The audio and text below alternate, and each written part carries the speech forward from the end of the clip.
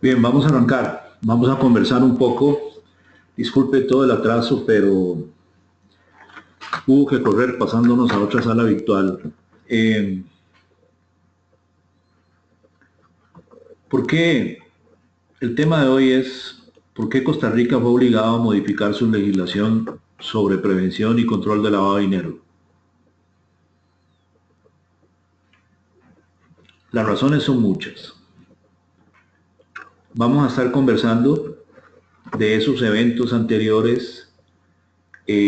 Cualquiera que esté en Facebook Live o en la sala virtual y quieran una copia de esta presentación, me puede enviar la solicitud a oficialesdecumplimiento@gmail.com.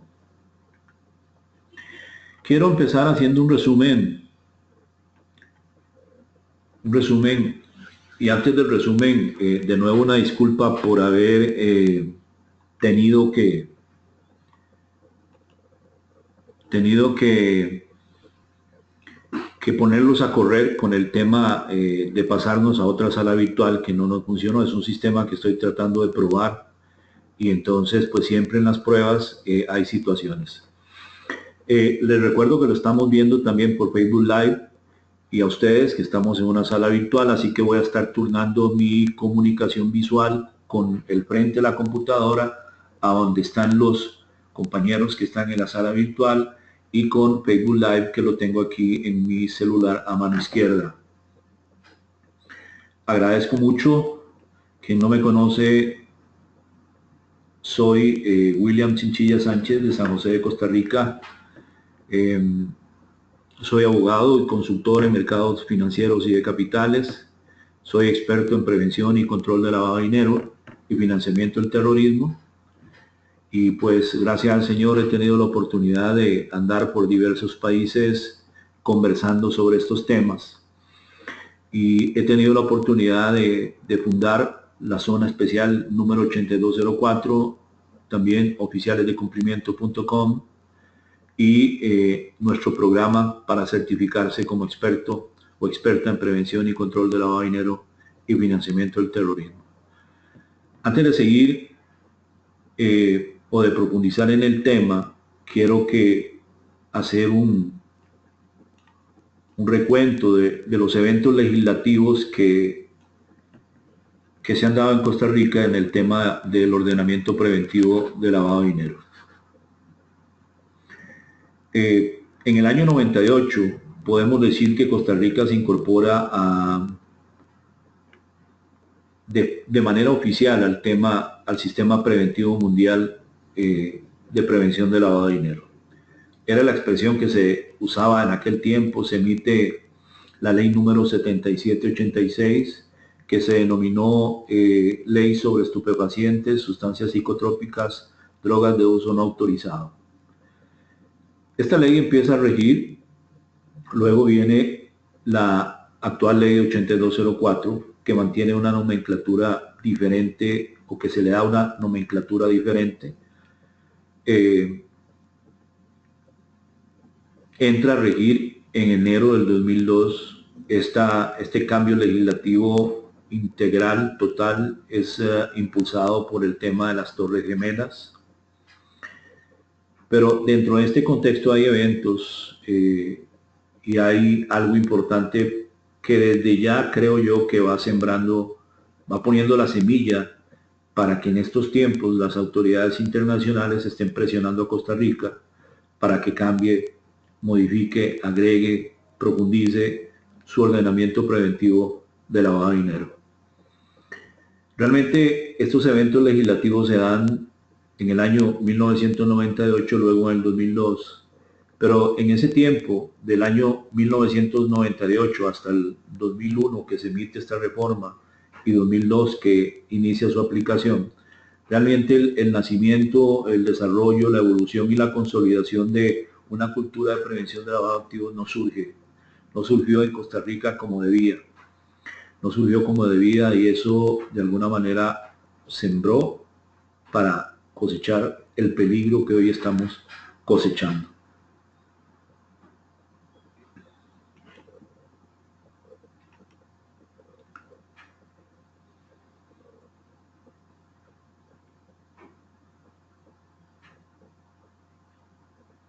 Bien, ¿qué es lo que sigue sucediendo ahí?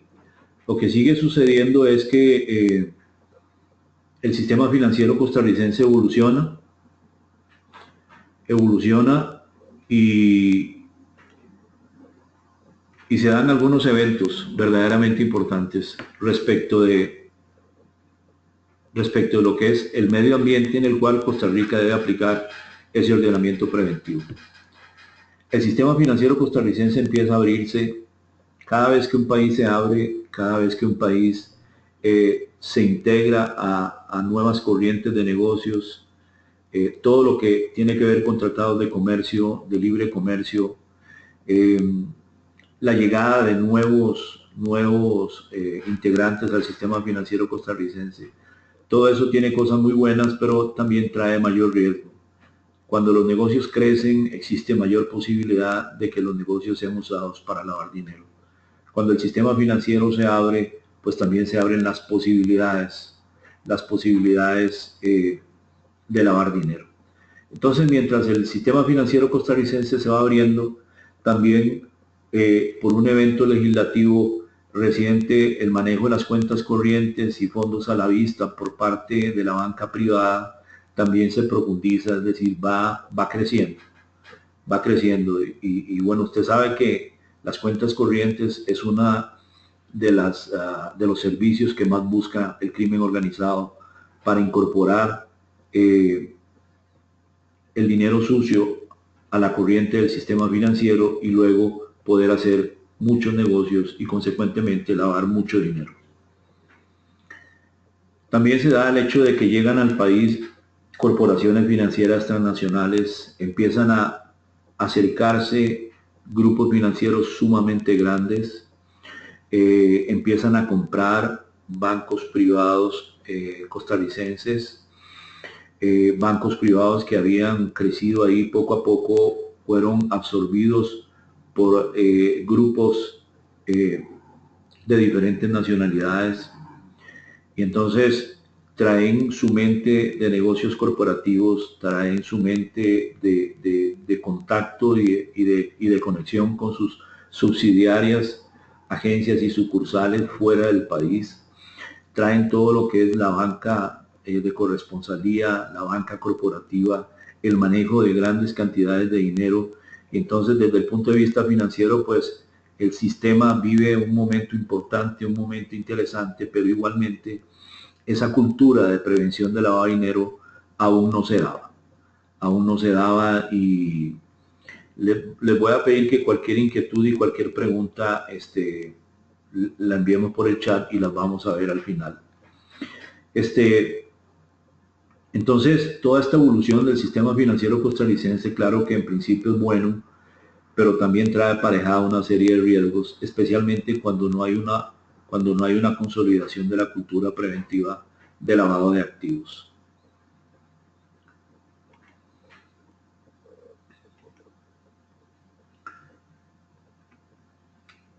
Resulta que se da el tema de las Torres Gemelas y es algo que es importante señalar. ¿Por qué? Porque el evento de las Torres Gemelas, siempre trato de recordarlo en nuestras capacitaciones, el evento de las Torres Gemelas marca un antes y un después en el tema de prevención y control de lavado de activos y de financiamiento del terrorismo. Cuando ocurre el evento de las Torres Gemelas es en septiembre del 2001 y a partir de ese evento es que los Estados Unidos empiezan a presionar y a establecer nuevas formas de prevenir el lavado de activos e incorporan el tema del financiamiento del terrorismo. En Costa Rica, enfocándonos en Costa Rica, esa presión da un efecto inmediato y en diciembre del 2001 se emite la ley número 8204 que trae una reforma integral a la ley del año 98 y empieza a regir en enero del 2002. Entonces, en buena teoría, todo este crecimiento del sistema financiero, toda esta ampliación, todo este rompimiento de fronteras físicas para el mundo de los negocios, la generación de tratados de libre comercio en donde Costa Rica empieza a formar parte de esos negocios transfronterizos, se da en un contexto en donde el sistema preventivo está cambiando como consecuencia de todos estos eventos de terrorismo. Costa Rica emite una ley sumamente rápido. Honestamente creo que pocas leyes se emiten tan rápido como esta que se emitió en diciembre del 2001 y entró a regir en enero del 2002. Entonces, en buena teoría, a partir de este momento, toda aquella mala costumbre y malos hábitos en el tema de prevención de lavado de activos es eliminado para que surja o para que nazca una nueva cultura más fuerte, más enfocada en el suministro de información, más enfocada en el conozca a su cliente, más enfocada en una debida diligencia que procura precisamente que las entidades financieras no sean usadas. Sin embargo, así como la ley surgió muy rápido, lo cierto es que el reglamento y la normativa fue sumamente lento en la gestación. En el ínterin se iban preparando nuevos profesionales en el tema de prevención de lavado de dinero. Los bancos empezaron a enviar a capacitarse a quienes habían escogido como oficiales de cumplimiento.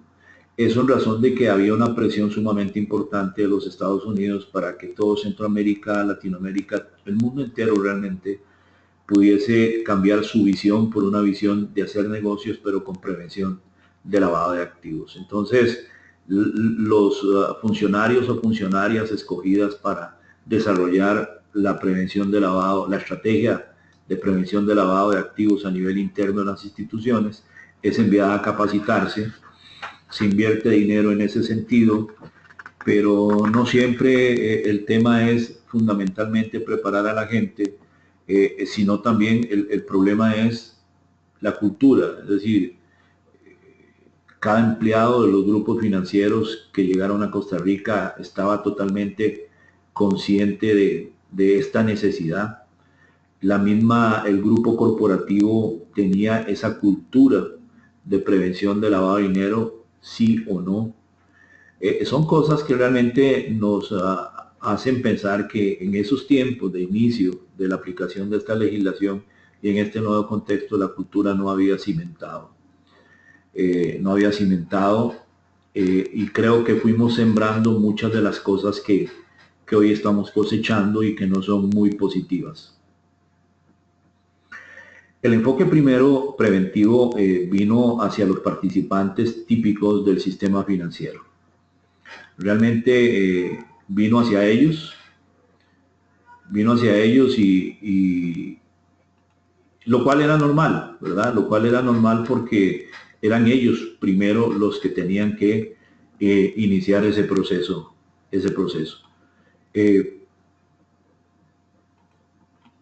Bien. Entonces, ¿quiénes entran en un primer escenario rápidamente a aplicar esta nueva filosofía preventiva, esta nueva cultura impulsada por los Estados Unidos?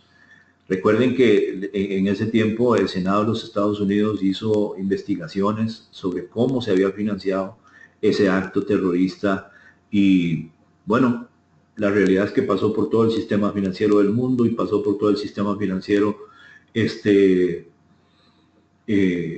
norteamericano.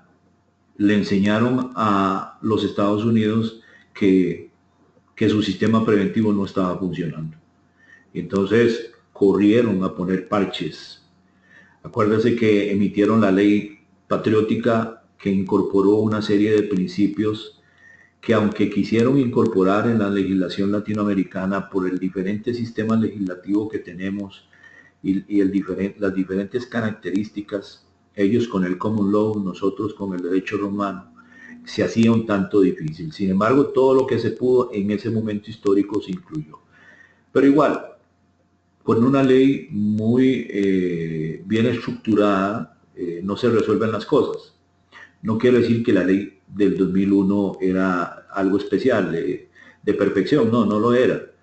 Pero el asunto al que voy es que independientemente de la calidad de legislación que se tenga, si las instituciones no reaccionan en tiempo y no reaccionan de la forma que tienen que reaccionar, si la cultura no se da Y si se quiere seguir haciendo negocios sin ton ni son y sin un enfoque preventivo, entonces tarde o temprano vienen los problemas que Costa Rica está teniendo en estos momentos. Luego de que este sistema financiero típico, como bancos, financieras, mutuales, cooperativas de ahorro y crédito y operadores del mercado de valores entran en esta nueva etapa, se van incorporando poco a poco otros segmentos del gran sistema financiero, como los fondos de pensión, como el mercado de seguros, como consecuencia del rompimiento del monopolio de seguros en Costa Rica. Otros sectores de la economía que en otros países ya desde aquel tiempo estaban siendo controlados o fiscalizados para tener un sistema preventivo integral más eficiente, en Costa Rica no se estaban tomando en cuenta. Entonces era muy fácil aquí en Costa Rica ir lavando dinero. ¿Por qué? Porque el dinero en el sistema financiero costarricense, en los integrantes típicos del sistema financiero costarricense, podría permanecer un corto tiempo, luego sacarlo para hacer las segundas etapas del proceso de lavado de dinero a través de sectores, por ejemplo, inmobiliarios, sector inmobiliario, sector de compra y venta de vehículos, sector de compra y venta de obras de arte, sector de compra de oro, compra de joyas, metales preciosos, en fin, de un montón de protagonistas dentro de la economía costarricense que aún no aparecían en la lista de obligados, a través de las notarías o de los notarios, a través de los abogados también. Paulatinamente, demasiado paulatinamente diría yo, que se fue incorporando a las empresas escrow y a las fiduciarias, especialmente cuando las empresas daban el servicio de escrow a través de las fiduciarias. Este es un servicio que todavía no ha sido bien entendido por el regulador y de alguna manera está siendo estigmatizado y está generando severos problemas económicos algunas de estas empresas, pero eso será un tema que luego desarrollaremos como un tema específico. Bueno, dentro de todo este contexto, Costa Rica todavía sigue creciendo, haciendo negocios, tratados de libre comercio, nuevas empresas transnacionales que vienen al país, a los diferentes sectores, industria, servicios. Costa Rica empieza a crecer en toda el área de servicios tecnológicos, en el servicio de call center. Aquí llegan a ubicarse algunos call centers de lugares de apuestas, lo cual no era permitido en los Estados Unidos, pero aquí ha sido permitido. En fin, diferentes situaciones que en mi opinión van echando al embudo para que luego salga algo que no nos gusta, pero que tenía que salir. Luego vienen eventos negativos en Costa Rica que la promueven como un paraíso para lavar dinero. Podemos hablar del caso de Ecoteva.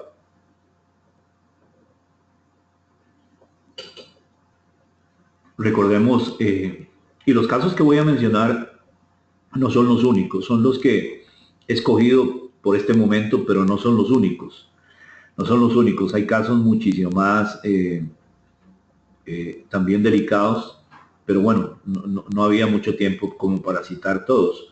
Pero por ejemplo tenemos el caso de Ecoteva.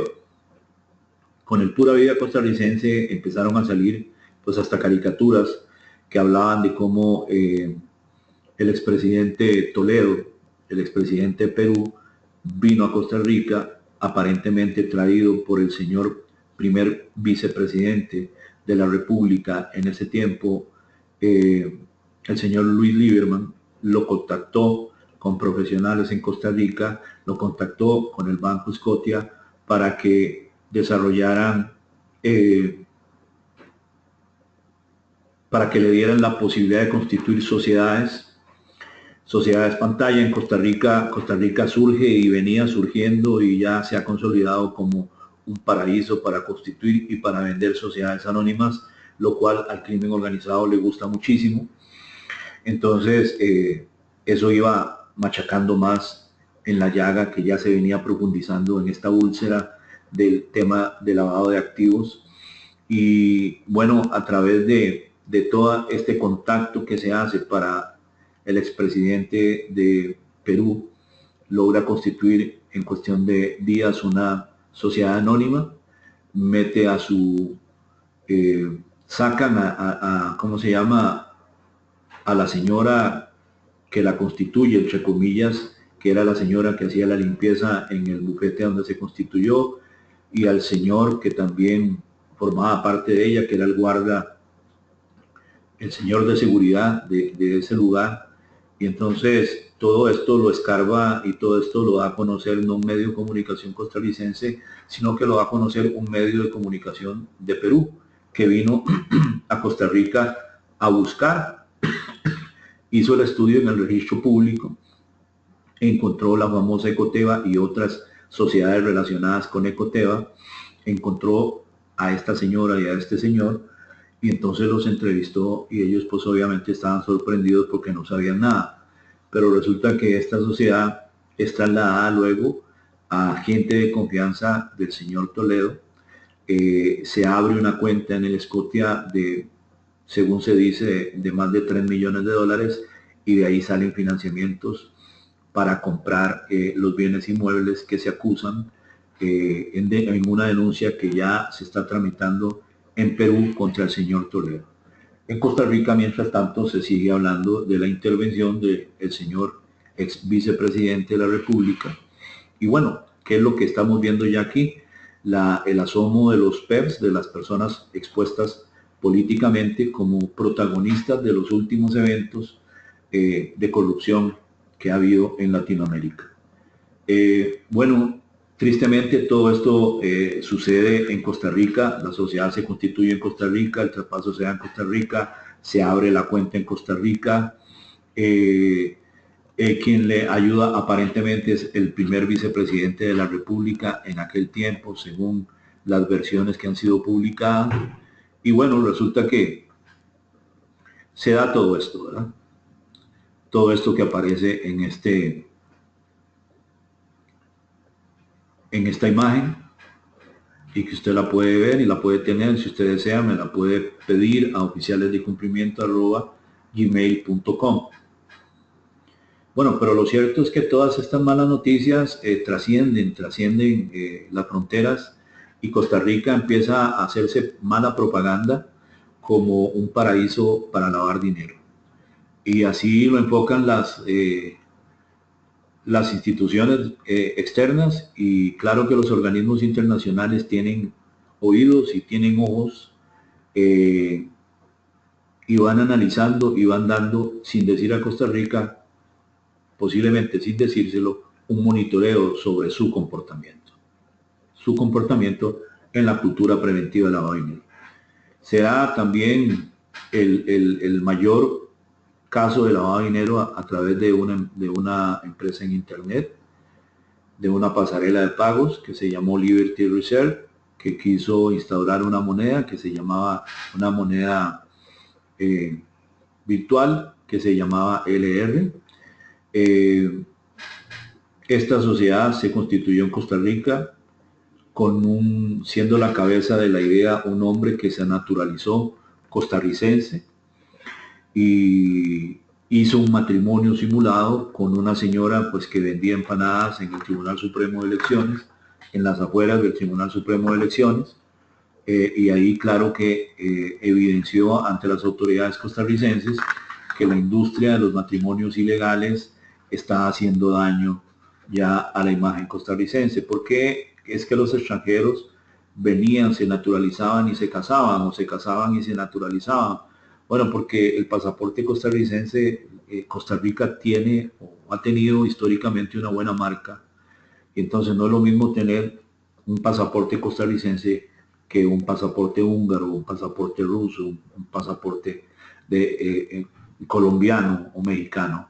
Entonces, esto tristemente es una realidad en el panorama migratorio, ¿verdad? No estoy discriminando a nadie, ni mucho menos, pero es parte de un proceso que la historia nos ha venido enseñando. Hay nacionalidades de otros países que vienen a Costa Rica, se casan, entre comillas, e inician los procesos de naturalización, y en Costa Rica se les ha dado fácilmente, y eso ha dado la posibilidad de que ellos vayan a delinquir con la nacionalidad costarricense. Esto pasó con este caballero de apellido Budoski, que ya había sido condenado en los Estados Unidos por lo mismo, pero que estuvo poco tiempo en la cárcel. Salió de la cárcel, se vino de Estados Unidos hacia Costa Rica, aquí se asentó, obviamente analizó el contexto respecto de este tema, y lo mismo por lo cual lo habían condenado lo desarrolló en este país. No vamos a explicar todos los detalles de este evento, todo el mundo los conoce. Liberty Reserve, usuarios desconocidos hicieron 55 millones de transacciones ilegales. Transacciones con dinero que provenía de fraudes con tarjetas, de inversiones, de estafas, de piratería informática, de pornografía infantil y de tráfico de estupefacientes. Realmente era una empresa que trabajaba para el crimen organizado. Todos esos eventos negativos van sumando en perjuicio de Costa Rica. Surgen eventos todavía más eventos, y entonces empieza a salir información sobre la relación de Costa Rica con la FARC. Costa Rica le lavó un perdido en rastreo de Estados Unidos a plata de la FARC. Resulta que se encuentran aquí $480,000 en una caja fuerte en la casa de una familia de dos profesores universitarios. Dinero que, por cierto, recientemente se devolvió al gobierno, ¿cómo se llama? Colombiano. Hace poco se les hizo entrega de ese dinero. Luego, más adelante en el tiempo, en un tiempo más o menos reciente, se encuentran inversiones de la FARC y de familiares de los líderes de la FARC en el sector inmobiliario costarricense, lo cual hizo un escándalo, y el sector inmobiliario costarricense no está aún dentro de esa lista de obligados. Entonces, vea cómo todo contribuye precisamente a que las cosas se pongan cuesta arriba para Costa Rica, pero esto es consecuencia precisamente de un comportamiento. ¿De dónde viene ese comportamiento? Es un comportamiento institucional. Costa Rica no tenía la cultura de prevención del lavado de dinero, ni la tiene todavía totalmente. La están obligando a tenerlo. Los gobiernos no le habían dado la prioridad adecuada a la prevención del lavado de activos. Hablaban de él, conversaban sobre él y algo hacían sobre él, pero no era una prioridad en los políticos, ni viene siendo una prioridad, hasta que Gafilat obliga a Costa Rica a cambiar una serie de cosas. Entonces vaya usted viendo los eventos que se dan en este país. Ya para coronar, el director de la DIS, el señor Mariano Figueres, públicamente dice: en Costa Rica lavamos o se lava 4.200 millones de dólares por año.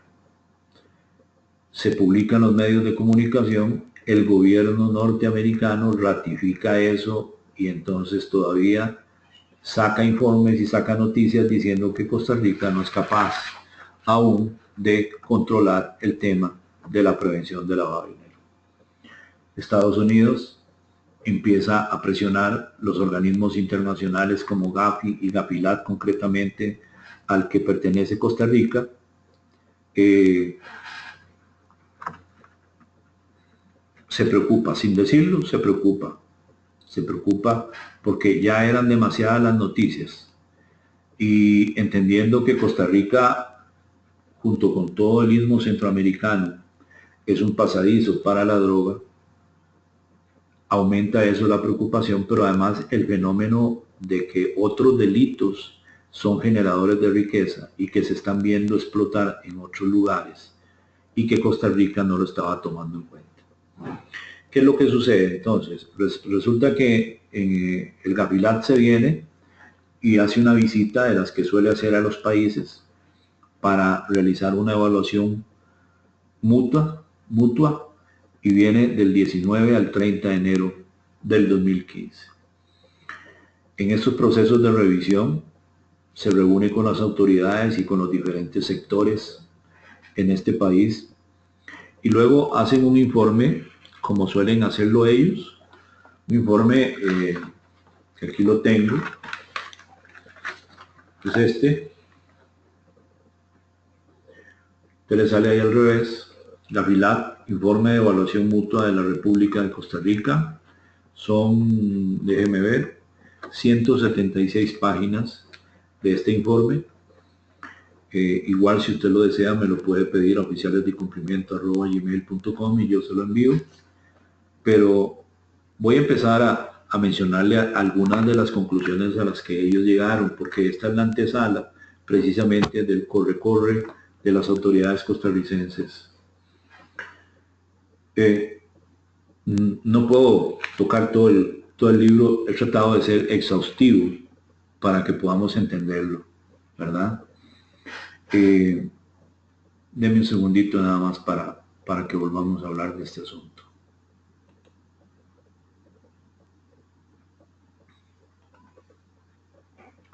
Ok. Bien, el Gavilat emite un informe. Nos visita a inicios del 2015. Dentro de las conclusiones están las siguientes que voy a leer para que luego usted vaya tomando nota. Número 7. Dice, Costa Rica evidencia combate a los delitos determinados de lavado de activos, en particular el tráfico de drogas y las sustancias psicotrópicas en procesamientos y condenas.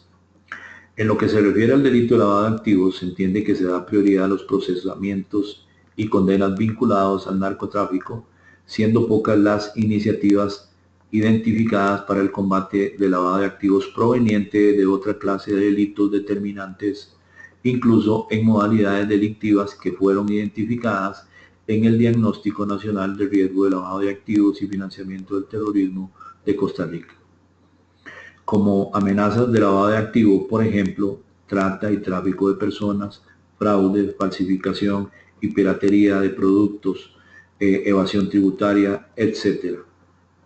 Acuérdense que si bien es cierto, podríamos decir que el lavado de activos es hijo de alguna manera del narcotráfico, no es solamente el narcotráfico el que produce dinero sucio, sino que hay otros delitos, como los que se mencionan aquí, que Costa Rica no les había puesto atención. Y es más, usted hace una investigación en las denuncias a nivel del Poder Judicial y nunca se ha condenado a nadie por lavado de activos provenientes de otros delitos que no sea el narcotráfico, lo cual está mal, muy mal.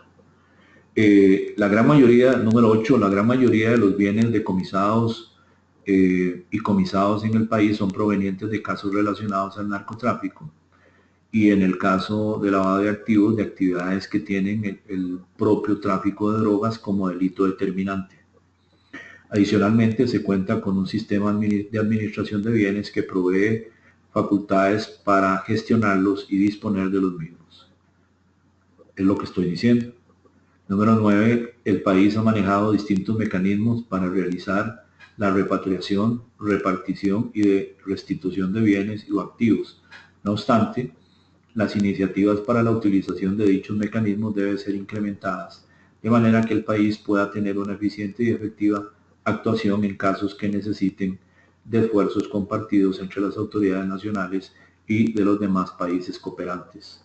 No obstante, se identificó la imposibilidad de la aplicación del comiso de bienes de valor equivalente. Entonces, habla no solamente del tema, sino también de a veces la ineficiencia del sistema costarricense, del sistema legal costarricense, para castigar al crimen organizado desde el punto de vista de decomiso y comiso de los bienes, desde el punto de vista de la parte financiera, que es donde más les duele. Seguimos. Número 10. Las deficiencias de la adecuada tipificación del delito de financiamiento del terrorismo pueden afectar la efectividad en materia de lucha contra financiamiento del terrorismo. Al tiempo de la visita in situ, no existían en Costa Rica casos de financiamiento del terrorismo en etapa de investigación, ni causas que hayan sido sometidas a la apreciación de los tribunales penales del país. Este es un tema muy cultural en Costa Rica porque pues somos considerados y hemos sido considerados y hemos nacido en un país políticamente pacífico. El financiamiento del terrorismo tiene un horizonte diferente al que se busca en el lavado de activos como consecuencia de delitos. Cuando se usa el lavado de activos para financiar el terrorismo, el asunto es diferente, el objetivo es diferente, las motivaciones son diferentes, pero no podemos descartar porque el tema del financiamiento del terrorismo precisamente trata de eso, de financiamiento del terrorismo. No se trata de que vayan a darse hechos terroristas en el país, sino que por el sistema financiero, por el sistema económico costarricense, pasen dineros que van a financiar actos terroristas en otros países. De eso se trata y por eso nos llamaron la atención a ese respecto. Ahora ponga atención a la que sigue. Además, las iniciativas de capacitación en el tema de financiamiento del terrorismo realizadas en el país para el personal del OIJ, del Ministerio Público y los tribunales penales son mínimas y la gran mayoría de los integrantes del sistema represivo del país aún no cuentan con suficiente capacitación específica para manejar posibles amenazas y tendencias particulares de financiamiento del terrorismo. La Unidad de Inteligencia Financiera tiene la facultad para ordenar la retención y congelamiento de fondos y productos financieros, así como las medidas de inmovilización que pueden solicitar al juez como medidas fundamentales para llevar a cabo investigaciones de financiamiento del terrorismo. Sin embargo, aún no han sido utilizadas para casos de financiamiento del terrorismo. Número 11. Costa Rica ha llevado a cabo un primer desarrollo para la implementación de las resoluciones 1267 del 89 y 1998 del Consejo de Seguridad de Naciones Unidas para el cumplimiento de la recomendación 6 del GAFI. Sin embargo, el marco no es suficiente para hacer aplicables las sanciones específicas dirigidas establecidas en la recomendación 6. Por su parte, Costa Rica carece de un marco normativo para la adecuada implementación de la recomendación del GAFI. Entonces, giran las cosas alrededor del tema del financiamiento del terrorismo. No teníamos prácticamente nada y todo el sistema represivo ni lo tomaba en cuenta. De manera que mucho de la presión viene precisamente por ese lado.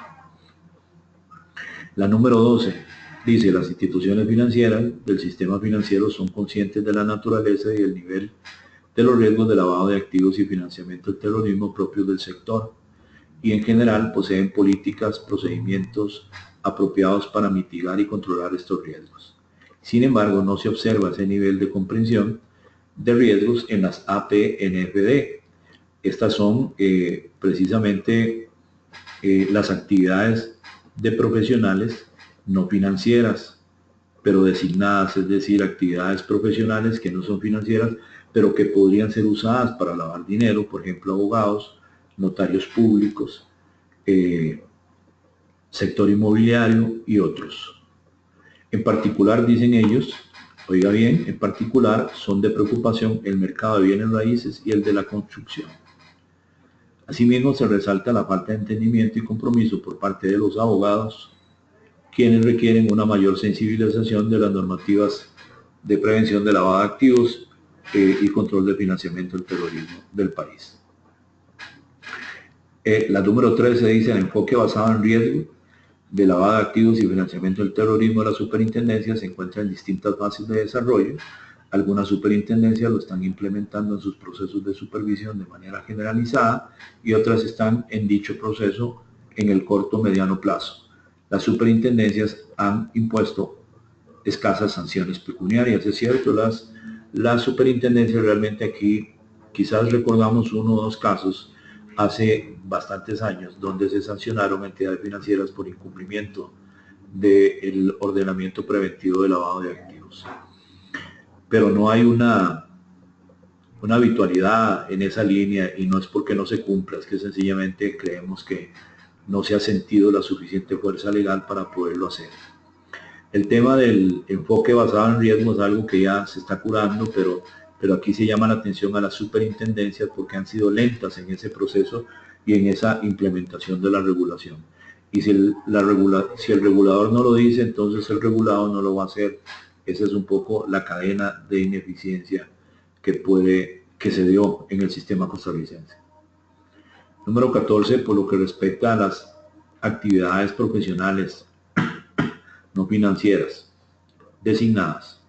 A pesar del reciente acercamiento de ellas, actualmente no existe alguna autoridad competente que regule y supervise el sistema en los casinos físicos y los casinos por internet, ni las demás actividades profesionales no financieras designadas, salvo aquellas supervisadas por la Superintendencia General de Entidades Financieras, como son las empresas escrow, básicamente. Bien, vean todo lo que va generando ya el cóctel para que nos presionen, para correr e incluso nos amenacen con toda razón, respecto de que si no lo hacemos vamos para una lista gris. Número 15, se cuenta con información disponible sobre las personas jurídicas en el registro de personas jurídicas, cuya inscripción proporciona seguridad jurídica en el tráfico mercantil. Adicionalmente, Costa Rica tomó la medida de suprimir las acciones al portador en sociedades anónimas como una medida para evitar el uso indebido de las personas jurídicas. No obstante, existen dificultades a la hora de acceder a la información básica sobre los beneficiarios finales de las personas jurídicas de manera precisa y actualizada. Los mecanismos existentes descansan fundamentalmente en la formación registral, que tienen limitaciones en este sentido. ¿Se ha presentado alguna iniciativa encaminada a subsanar dichas limitaciones, como el establecimiento de un registro público de accionistas, pero aún no se contaba con el proyecto aprobado al momento de la visita en sitio? Ya se aprobó, con algunas modificaciones, pero ya se aprobó. En cuanto a los fideicomisos, la ausencia de un registro propio y limitada supervisión que hasta la fecha han tenido los prestadores de servicios fiduciarios son deficiencias que limitan la veracidad y transparencia sobre las personas que ejercen un control final efectivo sobre este tipo de estructuras jurídicas. Es cierto, los fideicomisos no están controlados profundamente por la SUGEF, y aquí en este país cualquiera puede ser fiduciario, no necesita autorización legal ni de una autoridad competente tampoco, de manera que pueden pulular las fiduciarias por muchos lugares y dependiendo del tipo de fideicomisos que hagan, tienen que inscribirse en la SUGEF para efectos de el tema de prevención de lavado de activos, dependiendo del tipo de fideicomisos. Pero aún así, el control que ejerce SUGEF no es sobre la actividad misma, sino que es básicamente sobre este punto. Número 16, Costa Rica posee una amplia gama de instrumentos legales y administrativos que fomentan la cooperación a nivel internacional de parte de todos los organismos relevantes en la prevención y combate de lavado de activos y financiamiento del terrorismo, lo cual cobra especial relevancia en el ámbito centroamericano, donde se intensifica dicho marco de cooperación. En este sentido, Costa Rica cuenta con disposiciones que le permiten proporcionar amplios niveles de colaboración con autoridades extranjeras. Sin embargo, se requiere el desarrollo de mecanismos para brindar de manera informal retroalimentación sobre la información o asistencia proporcionada, los cuales podrían ser útiles para mejorar la calidad y oportunidades de la cooperación brindada. Entonces, ¿qué es lo que sucede? Como resultado de todo esto, GAFILAT obliga a Costa Rica a cambiar su sistema normativo preventivo, su ordenamiento preventivo de lavado de activos y financiamiento del terrorismo. No todo lo hacen de inmediato. Siendo prioritario en el Poder Legislativo, ha sido sumamente difícil vender la idea de cambios, especialmente aquellos que generan transparencia. Y siempre el argumento ha sido el tema fiscal. Y entonces pues ha habido diputados que se rasgan las vestiduras por cosas que no deberían, pero lo han hecho abiertamente y han hecho lento este proceso. No solamente cuando las autoridades nos han puesto fechas definitivas, en cuyo caso, si no se cumplen, pasamos a listas de no cooperadores de los diferentes colores que hay. es que hemos empezado a hacer las cosas. Así es como a la actual ley 8204 se le hacen unas modificaciones parciales, apenas para salir del problema en el que estaba. Se regulan algunas cosas relacionadas con financiamiento al terrorismo, se cambian todo un proceso para poder hacer más eficiente en buena teoría, y entonces aquellas listas del Comité de Seguridad de la ONU han de llegar al Ministerio de Relaciones Exteriores para que esas listas luego vayan a las empresas reguladas, vayan al registro público de la propiedad, al registro de vehículos de la propiedad, para saber si hay bienes a nombre de estos terroristas, y entonces proceder a congelar los bienes, y se estructura un procedimiento bastante rápido, bastante ágil, para efectos de llevar a la realidad ese congelamiento en cuentas, en inversiones, en activos que estén a nombre de este tipo de personas. Viene, claro que sí, una modificación importante a la normativa emitida por el Consejo Nacional de Supervisión del Sistema Financiero, en donde ya se incorpora el tema del enfoque basado en riesgo, y entonces ahí se presiona al sistema, se presiona al regulador para efectos de que lo lleve a la realidad. Hay modificaciones al reglamento, el reglamento a la ley, que están pendientes, todavía no se ha actualizado.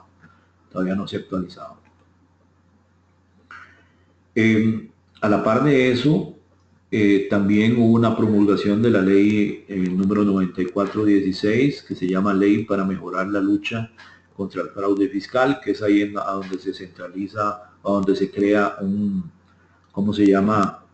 Un registro de accionistas, pero que no va a ser público, total y absolutamente público no. Se tiene acceso a él bajo ciertas restricciones. Hubo mucho problema en la Asamblea Legislativa para poder aprobar este proyecto o esta ley que salió. No salió como se quiso, salió. Y en efecto sí, tiene un objetivo fiscal, pero también termina ayudando a la estrategia preventiva de lavado de activos de Costa Rica. Luego vamos a hacer una capacitación sobre esta en la zona especial número 8204. Vamos a estar hablando sobre ella.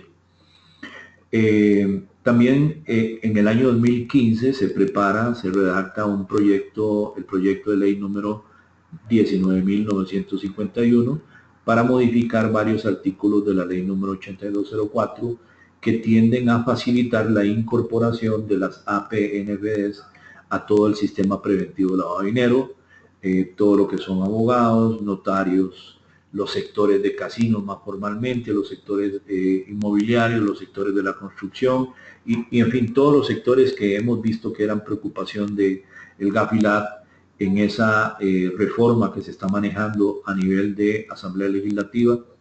Se pretende cubrir ese hueco, esa laguna de regulación. Hay tiempo, es decir, no hay mucho tiempo, entonces esto tienen que aprobarlo pronto. En la zona especial 8204 estamos comentando este proyecto de ley. Hay algunas cosas que no nos parecen.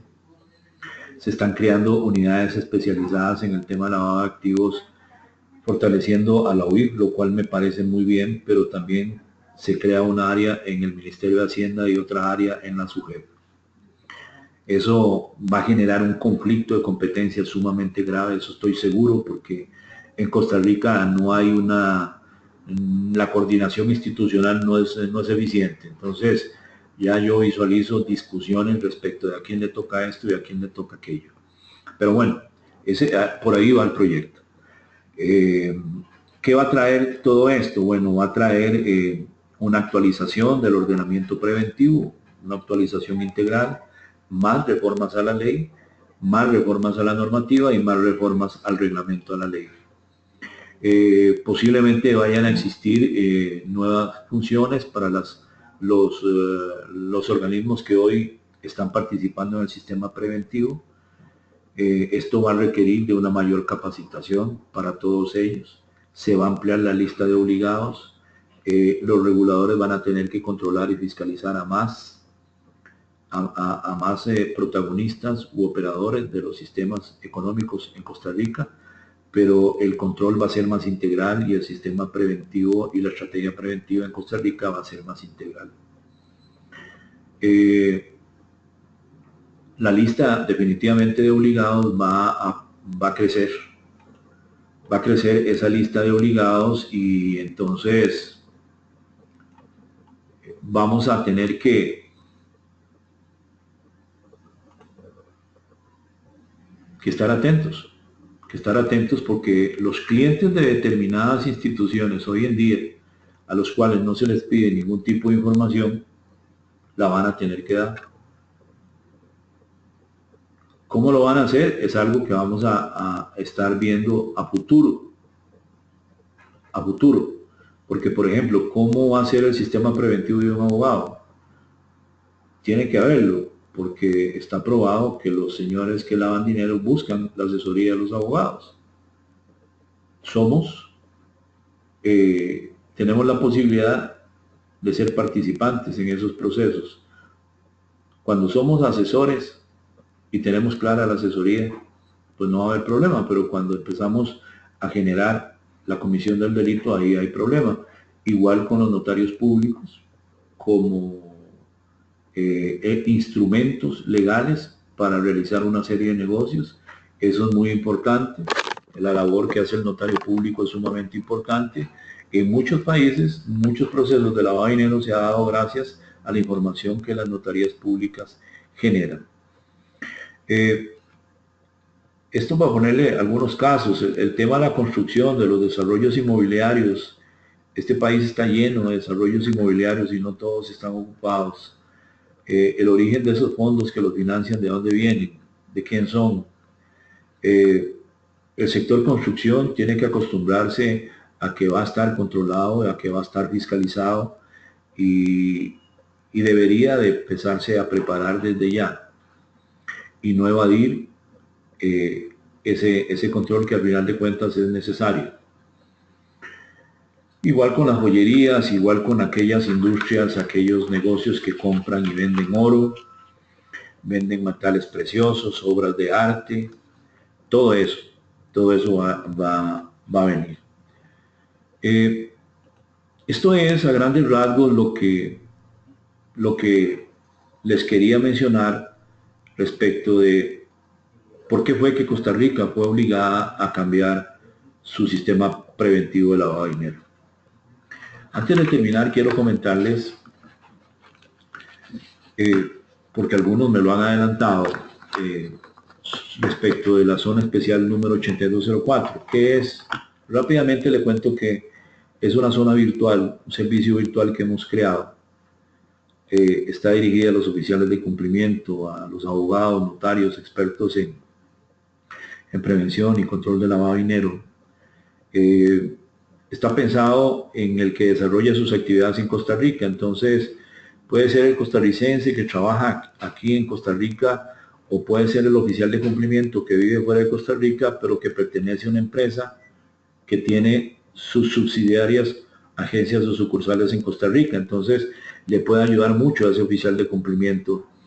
Eso se da mucho con empresas en Centroamérica que tienen su sede en determinado lugar pero hacen actividades en Costa Rica también, entonces laboran, ejercen cumplimiento allá en su país y también en el nuestro. Es una zona virtual que tenemos, tiene videos, tiene una biblioteca, tiene webinarios mensuales sin costo alguno, hay sesiones de trabajo y asesoría. Es una anualidad, es una membresía. El que le interesa suscribirse a ella paga una membresía. Es una anualidad. El costo en este momento es de $297 la anualidad, con derecho a 2 claves de acceso. Sin embargo, yo quiero premiar a las personas que hicieron el esfuerzo de estar con nosotros en esta exposición y también pues a los que la van a ver durante los próximos 3 días, durante las próximas 72 horas, vamos a tener este video disponible para todo aquel que quiera volverlo a ver. Y en premio a esa persistencia porque tuvimos que cruzar algunos problemas tecnológicos, les quiero premiar con un descuento que les permita adquirir la membresía anual en la suma de $210. $210. Pero solamente dentro de las próximas 72 horas. Ya después de esos 3 días, ya la oportunidad desaparece. Así que si a usted le interesa aprovechar esta oportunidad, envíeme un correo a oficialesdecumplimiento@gmail.com y nos ponemos de acuerdo y coordinamos respecto de las formas de pago. Bien, aquí quiero cerrar esta exposición, pero quiero abrir a las preguntas. Si tienen preguntas, por favor.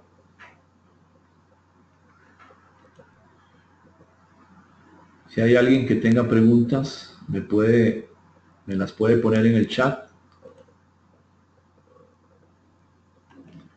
Las puede poner en el chat, o si desea también le doy acceso al audio para que las haga por audio.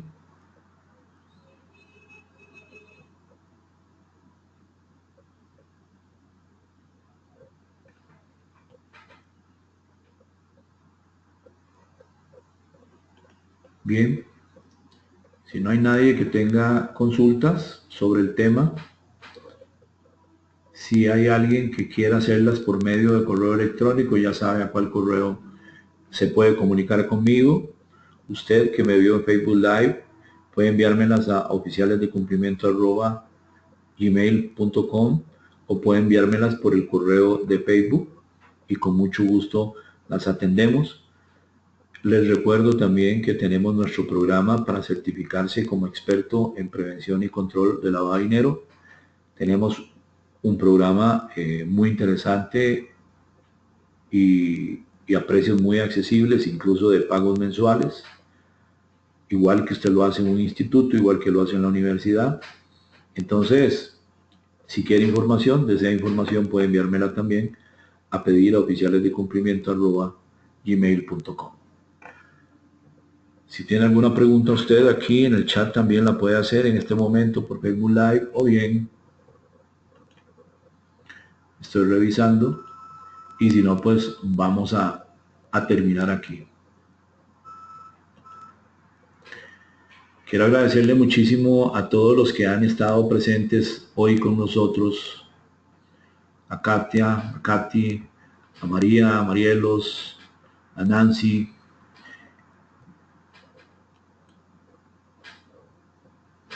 Si tienen alguna pregunta, con mucho gusto, si quieren participar, tienen acceso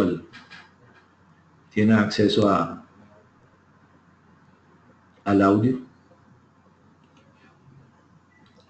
A ver.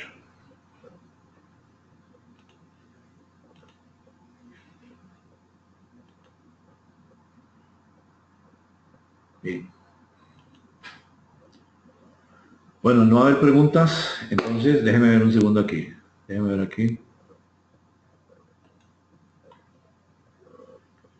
Nancy, con mucho gusto. Nancy, por cierto, ¿usted de qué país es?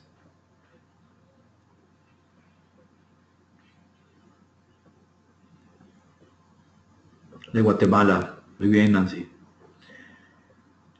Nancy, tenemos a disposición de ustedes el programa internacional para certificarse como experto en prevención de lavado de dinero, así que cualquier cosa le invitamos a que forme parte de él o sus compañeros.